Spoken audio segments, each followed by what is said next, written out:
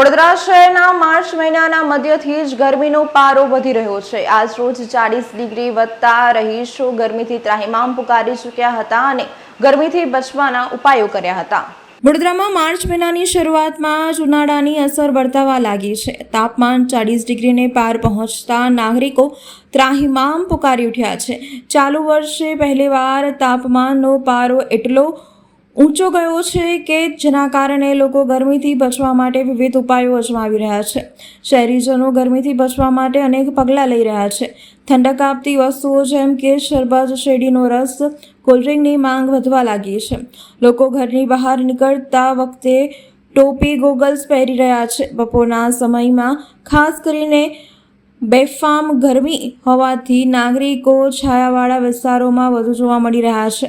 શહેરના કેટલાક વિસ્તારોમાં લૂનો પ્રભાવ વધતા તબીબો હાઇડ્રેટેડ રહેવાની સલાહ આપી રહ્યા છે। હવામાન વિભાગના નિષ્ણાતોના મતે આગામી દિવસોમાં ગરમીનો પારો વધવાની સંભાવના છે, જેથી નાગરિકોને પૂરતી તકેદારી રાખવા અનુરોધ કર્યો છે।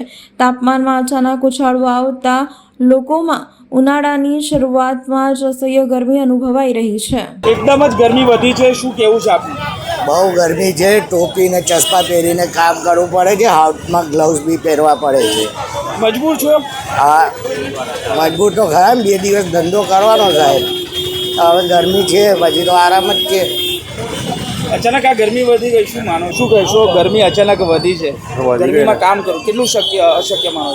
શક્ય તો અશક્ય જ છે, પણ હવે શું કરવું તો પડે ને, મહેનત તો કરવી પડે ને। કેટલી તકલીફ પડી રહી છે ગરમીના લીધે?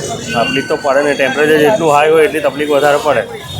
શું એને ગરમીથી બચવા શું કરી રહ્યા છો? કશું નહીં કરતી રહ્યા, જે કરવાનું એ મહેનત જ કરવાની, બીજું શું કરવાનું છે? એટલે કામ કરવું તો કામ તો ફરજિયાત કરવું પડે, મહેનત તો કરવી જ પડે ને।